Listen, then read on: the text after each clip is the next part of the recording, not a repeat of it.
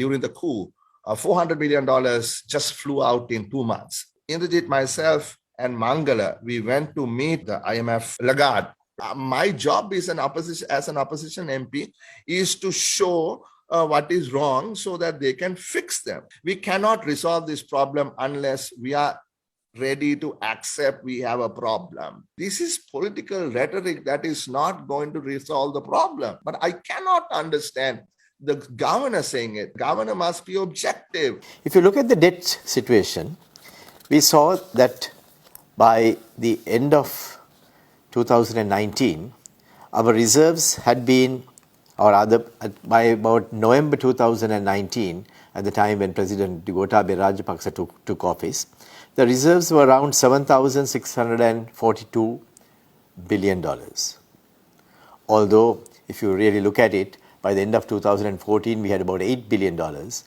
And thereafter, there were borrowings of around at least $10 billion that came in through international sovereign bonds, which would have suggested that our total should have been more than that. But unfortunately, we had only about $7.6 billion as the total of reserves. Mr. Cabral said that at the end of 2014, we had $7.6 billion in reserves. He said by November. That's true. Of the $7.6 billion, Dinesh, $2.2 billion consisted of very short-term swaps, less than 12 months. Okay?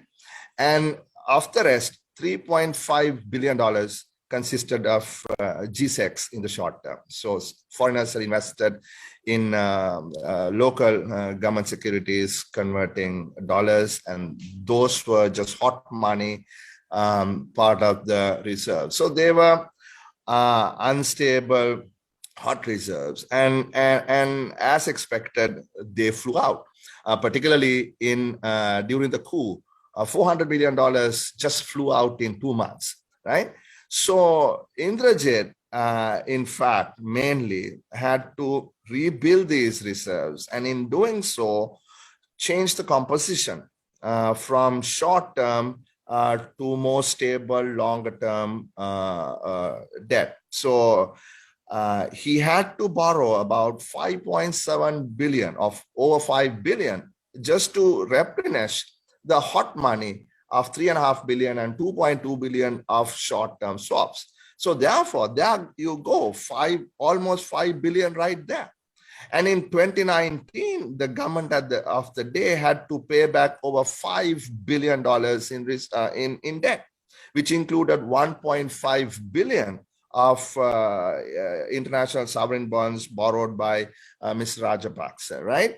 So therefore, having had to borrow that money, Indrajit, I recall this vividly, told us, look, next year is going to be an election year. I mean, Indrajit had no idea that there was going to be a pandemic.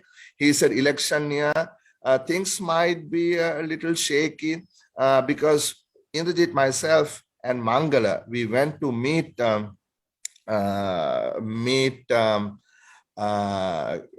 Christian, the IMF, what's her name? Lagarde, right?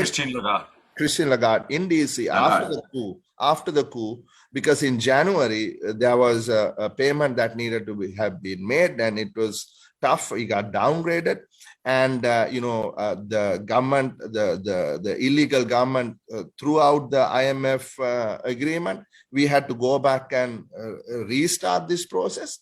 So all that he knew, and he said, look, election year, we should borrow more, so that if there is any issue, the central bank would. Harsha, in the interest of time, will you keep it short? No. This has to be said, Dinesh, because this has been spread, and somebody needs to counter this. And I'm doing this on behalf of Indrajit because what he did, was he looked into the future and he said, look, we have to be prepared. And that is why he borrowed an additional $2.2 billion, Dinesh, right? And that is how that we had $7.6 billion, which has now come down to $1.5 billion. I don't know about the $3 billion. I don't know how much of that $3 billion can be used, right?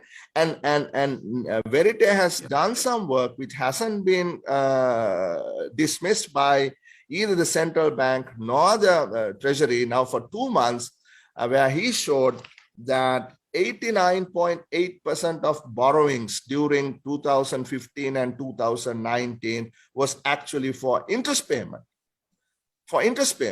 right? And if Verite is wrong, then central bank and the treasury should show that that is incorrect, right? So just to give you these numbers, because, we have to be correct. We have to look at the data. We have to be professional, right? So in that context, these guys have put up the numbers. It's out there in the open. If it is wrong, say it is wrong. If not, accept the fact. And one thing of being independent is not to be completely political, like what we just heard. We cannot resolve the problem. I am a politician. I've been elected by the people. My job as an opposition MP is to show what is wrong so that they can fix them, right? But the central bank's job is not that. Central bank job is to be objective. It is supposed to be data centric. It is supposed to be impartial. They're supposed to be someone used a word earlier, sensitivity analysis needs to be done based on data,